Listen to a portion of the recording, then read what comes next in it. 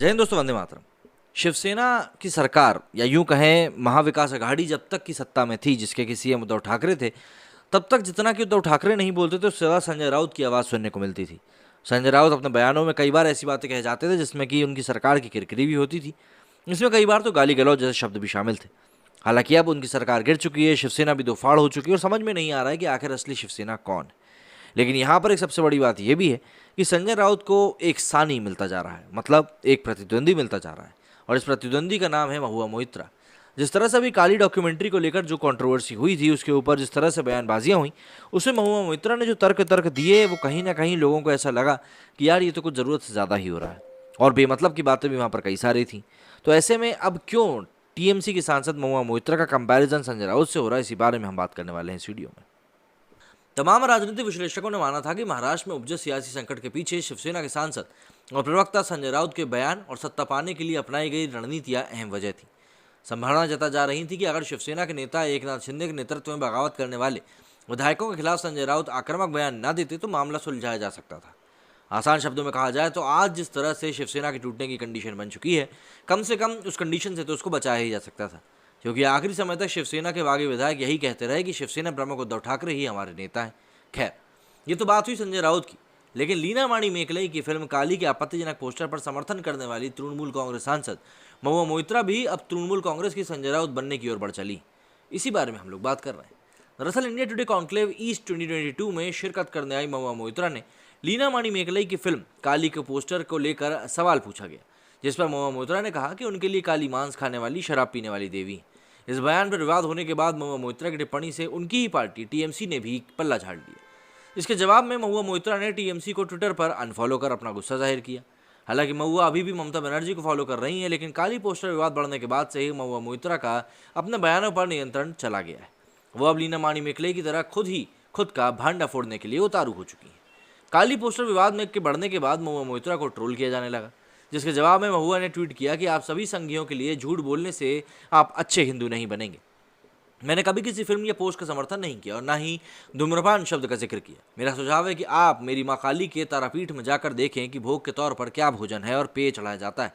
हो सकता है कि तारापीठ में देवी काली को भोग के तौर पर शराब और मांस चढ़ाया जाता हो, लेकिन इसका मतलब ये नहीं हुआ कि देवी काली उन चीज़ों को ग्रहण कर रही हैं।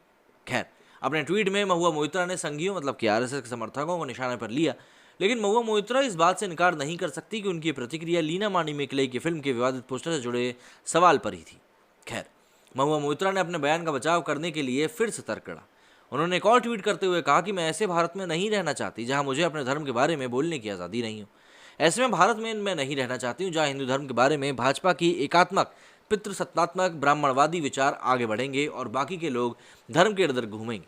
मैं अपनी बात का समर्थन मरते दम तक करती रहूंगी। मेरे खिलाफ एफआईआर कीजिए, मैं इस धरती की हर अदालत में आपको देखूंगी।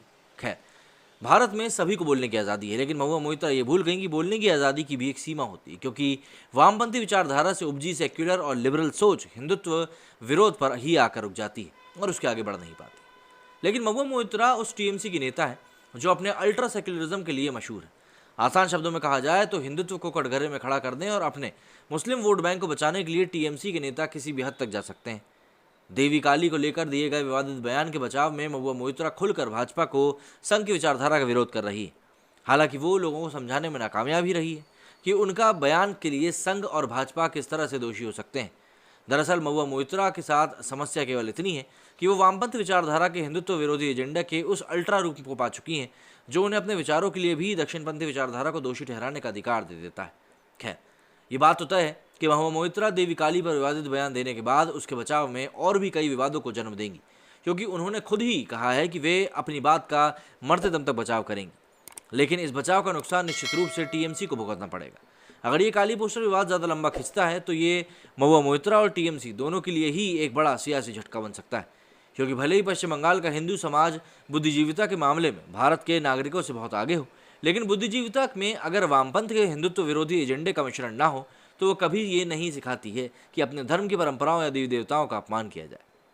लेकिन महुआ मोइत्रा इतनी आसानी से रुकने वाली भी नहीं है, तो भविष्य में उनके बयानों से भाजपा के लिए पश्चिम बंगाल की राह आसान ज़रूर हो सकती है। और ये कहना गलत नहीं होगा कि जिस तरह से महाराष्ट्र में उपजे सियासी संकट के लिए संजय राउत जिम्मेदार होने जा रहे हैं, अब महुआ मोइत्रा भी टीएमसी के संजय राउत बनने की ओर बढ़ चली है और कहीं ना कहीं ये बात ममता बनर्जी भी समझ रही हैं, इसीलिए उन्होंने जो रिएक्शन देते हुए इस बात के ऊपर बात कही थी, उस बातों में काफ़ी सारा नपा-तोलापन देखने के लिए मिला था और कहीं ना कहीं वो बातें सटीक तौर पर सामने भी नहीं आई थी। मेरे स्टूडियो फिलहाल इतना ही। जय हिंद, जय भारत।